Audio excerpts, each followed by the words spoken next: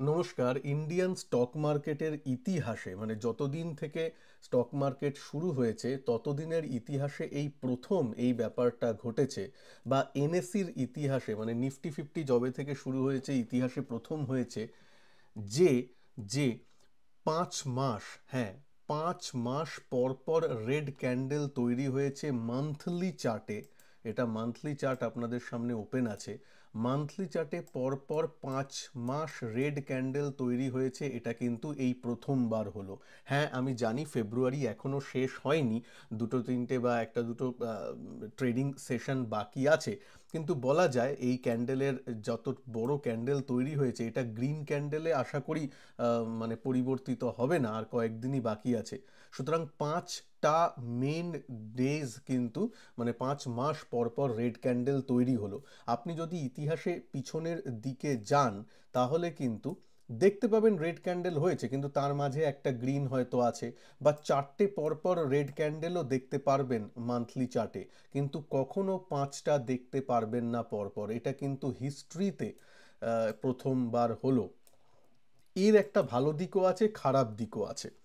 তো প্রথমে একটু খারাপ দিকটা বলি, ভালোটা একটু পরের জন্য তোলা থাক। ভালো শুনতে তো আমাদের ভালোই লাগে, যদিও মার্কেট এখন তেমন ব্যবস্থা করছে না যাতে আমাদের মন মেজাজ ভালো থাকে, কিন্তু যাই হোক। আহ, প্রথমে খারাপ দিক বলি। খারাপ দিক হচ্ছে এই হিস্ট্রির যে এরকম 5 মাস পর পর রেড হলো, তার মানে কি? তার মানে হয়তো হিস্টোরিক্যালি ইন্ডিয়ান মার্কেট সব থেকে বেশি ওভার ভ্যালুড পর্যায়ে চলে গেছিল, হতে পারে।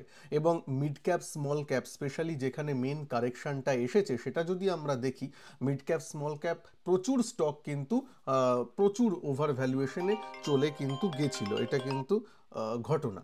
এবার ঠিক আছে, ওভার ভ্যালুয়েশনে গেছে তাই জন্য এখন কারেক্ট হয়েছে, তার জন্য পরপর 5 মাস রেড ক্যান্ডেল হয়েছে। আহ, ভালো দিকটা কি? ভালো দিকটা কি, ঠিক আছে, এটা তো বুঝলাম। ভালো দিকটা হচ্ছে যে যদি একটু আশার আলো আমরা দেখি, মান্থলি ক্যান্ডেলে 20 ইএমএ মানে 20 ডেজ এক্সপোনেনশিয়াল মুভিং অ্যাভারেজের কাছে কিন্তু বাজার এসে দাঁড়িয়েছে। টেকনিক্যাল টার্মসে এখান থেকে মানে এটা একটা সাপোর্ট হিসাবে কাজ করে। এবার সাপোর্ট টেকনিক্যালি যা দেখা যায় সেটা তো সবসময় কাজ করে না, মানে মার্কেট নিজের মতন করে জিনিসগুলোকে ভেবে নেয়। টেকনিক্যালি যদি বলেন 22,400 থেকে 22,500 এইখানে কিন্তু 20 ডেজ ইএমএটা আছে, মানে এখন 22,550-এ বাজার বন্ধ হয়েছে, আরও 100-150 পয়েন্ট নিচে আসতে পারে। ওইখানে একটা সাপোর্ট আছে মান্থলি চার্টে। প্রথম মেজর সাপোর্ট যদি বলেন 20 ইএমএ ওখানে আছে। সেটা ভেঙে গেলে কি?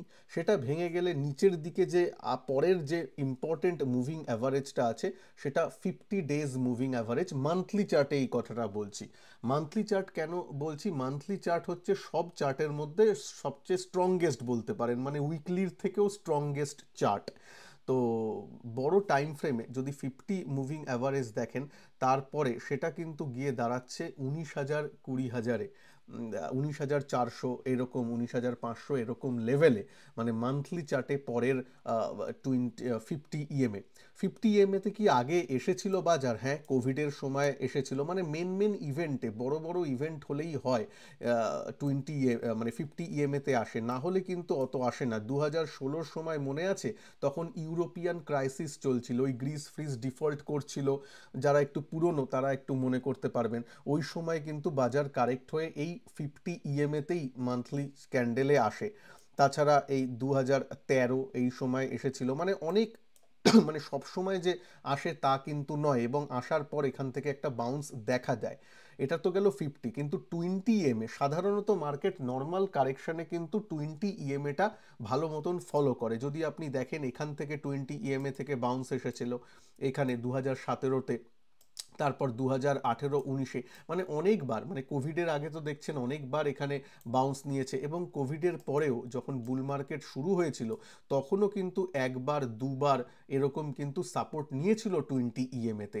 মানে 20 ইএমএ পর্যন্ত আসাটা কিন্তু বুল মার্কেটের আপনার অনেকবার হয়েছিল। সুতরাং এখনও যে এখান থেকে বাউন্স দেওয়ার একটা সম্ভাবনা কিন্তু থেকেই যাচ্ছে। এবার দেখা যাক মার্কেট সেটা মানে কি না। আমি আপনি বললেই তো বা ভাবলেই করলেই তো হবে না, মার্কেট কি মনে করে সেটা ইম্পর্টেন্ট।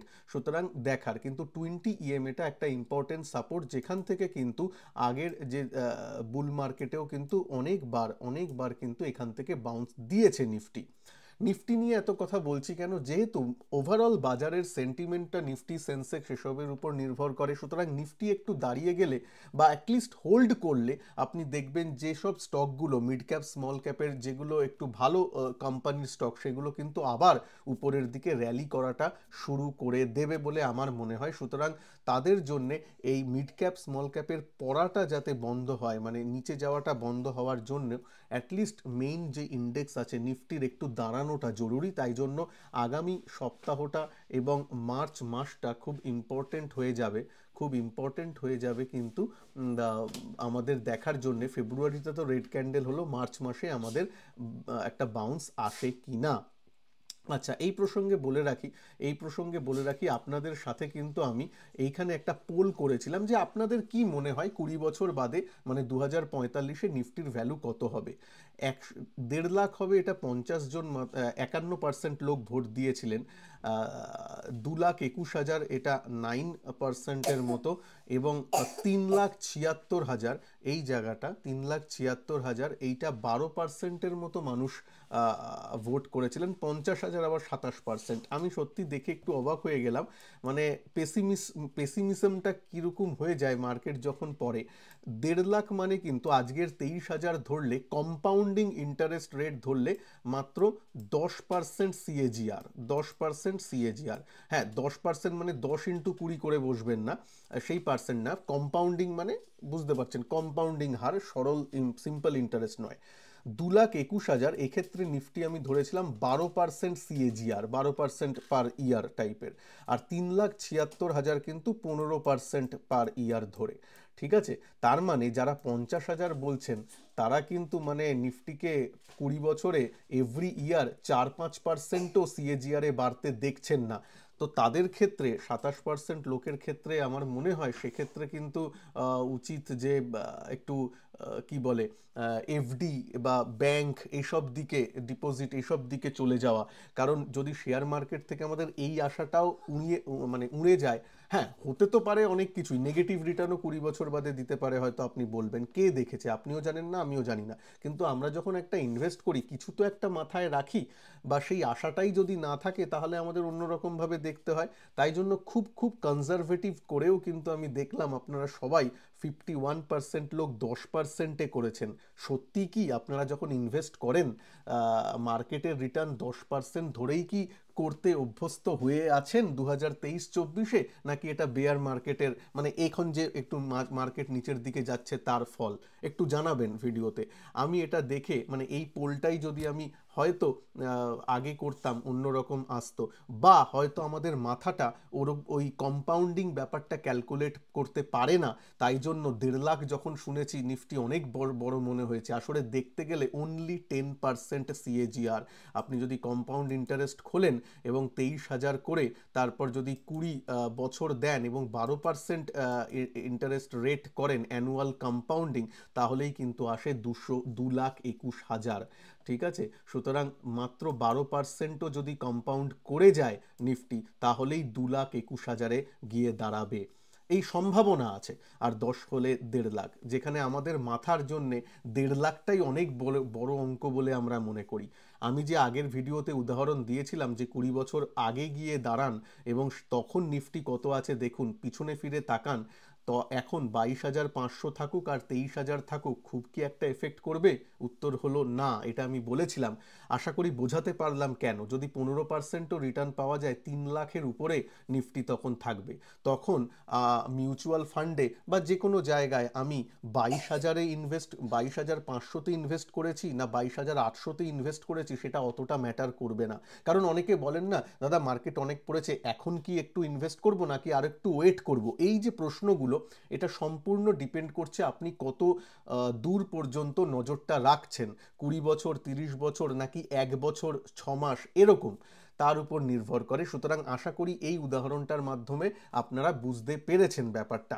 যাই হোক, ভিডিওটা কেমন লেগেছে একটু নিচে জানান। আর এই যে 5 মাসে যে একটা হিস্টোরিক্যাল ব্যাপার হলো, এরপরে মার্চ মাসে কেমন বাজার করতে পারে বলে আপনার মনে হয়, আপনার ধারণাটা নিচে প্লিজ কমেন্ট করে জানাবেন। ভিডিওটা ভালো লাগলে একটু লাইক শেয়ার করে দেবেন, আর চ্যানেলে নতুন হলে চ্যানেলকে সাবস্ক্রাইব করে বেল আইকনকে অবশ্যই প্রেস করে দেবেন। ভালো থাকবেন, নমস্কার, জয় হিন্দ, বন্দে মাতরম।